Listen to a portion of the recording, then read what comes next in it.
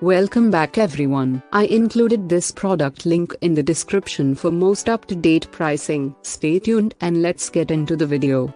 Logitech MK550. A quick and easy way to create a tidy desktop is to get Logitech's wireless wave combo MK550 keyboard and mouse kit. The K350 keyboard central hum rises slightly for maximum comfort, and its soft, perforated palm rest provides more than enough support to keep you from pressing onto the keyboard. The M510 mouse is just as well designed and engineered, with a sculpted shape that matches the inner contours of the palm. The optical mouse also has a pair of activation buttons, a scroll wheel, and two handy thumb buttons. Better yet, it's just as comfortable for lefties as it is for righties. Best of all, the MK550 does without USB cables by using Logitech's single USB unifying transmitter that provides a range of more than 30 feet. It also comes with 4 AA batteries that should last for 2 years and 3 years,